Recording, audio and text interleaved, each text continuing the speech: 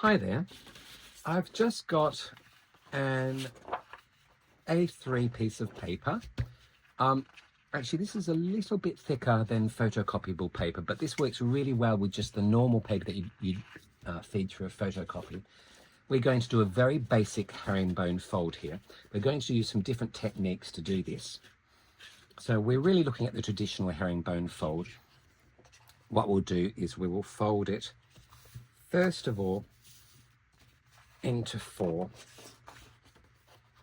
So I just use my creases as little indicators to help me to fold this into roughly 4 equal parts.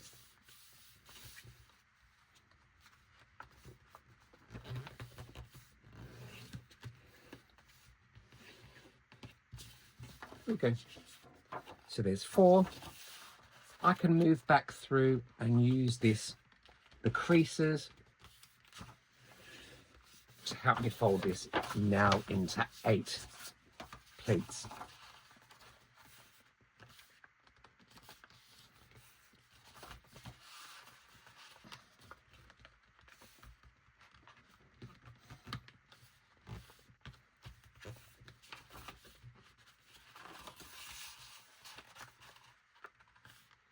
I can see the creases, they're just delineated enough for me to use those to fold those into place. You can obviously use a bone tool to flatten that down, but I'm just using my nails for this one. Okay, so we have 8 divisions within there. I'm going to start by just forming a 45-degree line along here, and I'm pre-scoring to make sure that I get a really good programming within that. And what I do now is I move through and I fold them into themselves. So essentially what I have here is I've got these points, and this point, they all connect together as, I'm going to call them mountains, because they are facing me as you'd expect a mountain. That means that these ones, yes, you're absolutely right, the ones down here are called your valleys. All right, so essentially this is all about valleys and mountains, this fold. I'm going to look at this side here because I want to create a parallelogram. And when we say a parallelogram, it means that this edge here is parallel to this edge there. But essentially what I'm doing is I'm finding another 45-degree angle, just as we did when we first started.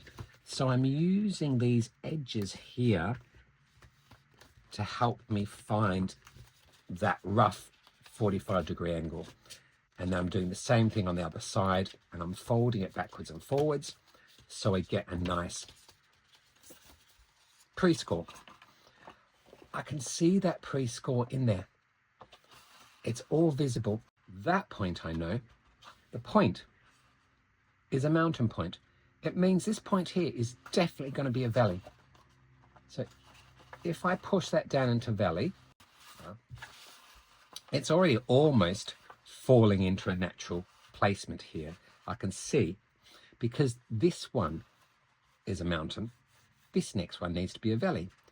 This one is a mountain, this next one is going to have to be a valley.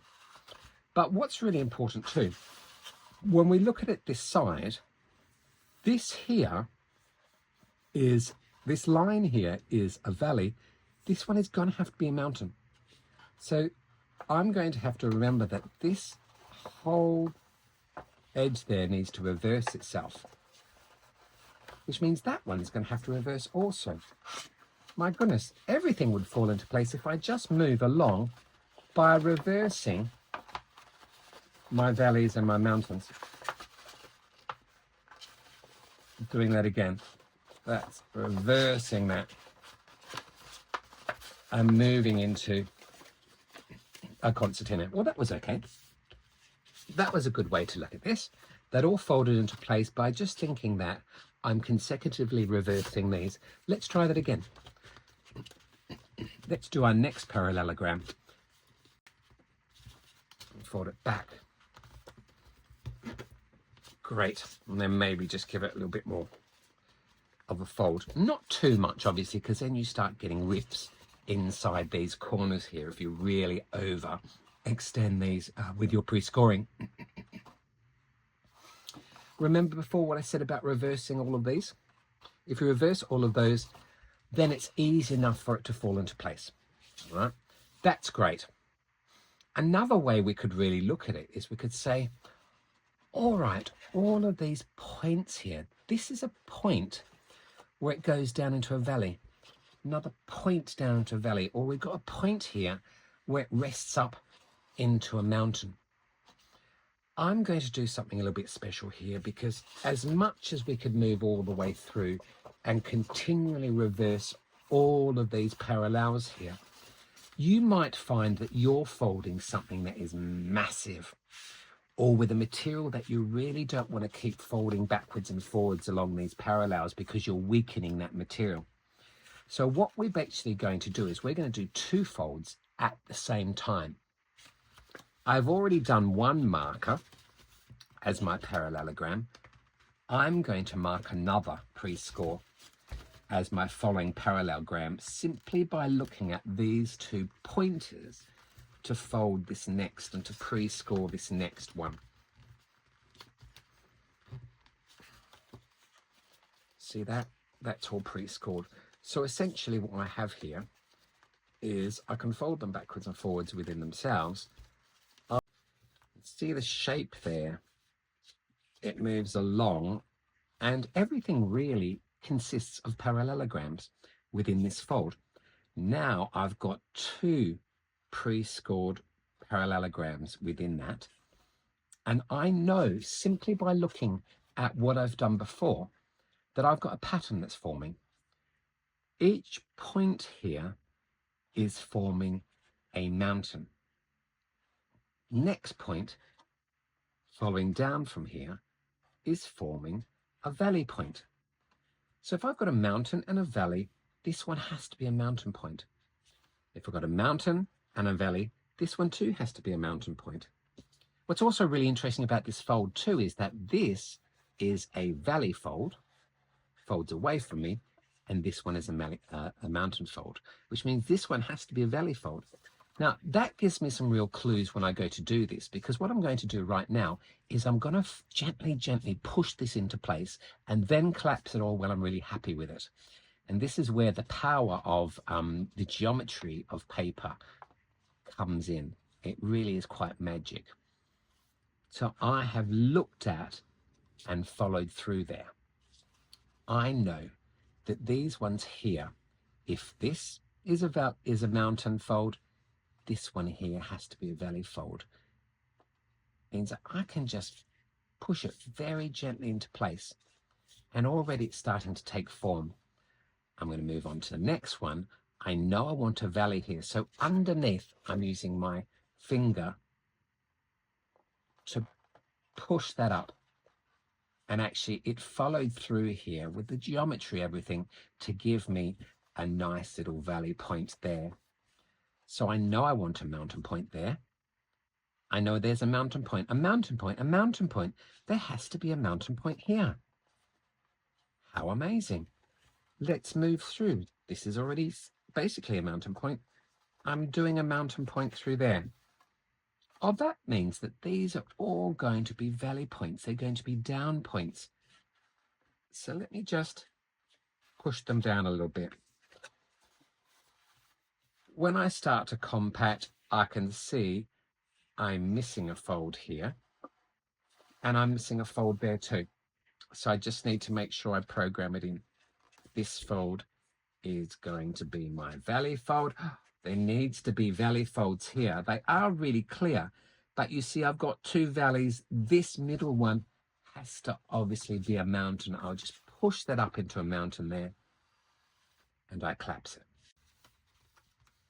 That was a really quick way for us, without having to struggle with all of these, for us to make sure that we work with the natural programming of the paper and the rigidity of the planes to be able to fold them into place.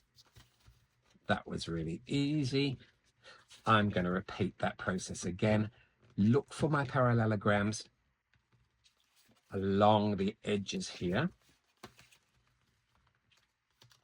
There's a tiny parallelogram that exists there, but it's at the edge of my paper, so it's just going to be a small one. Okay, so move these along backwards and forwards, so I have them marked in there. I know mountain, valley point, that has to be a mountain point.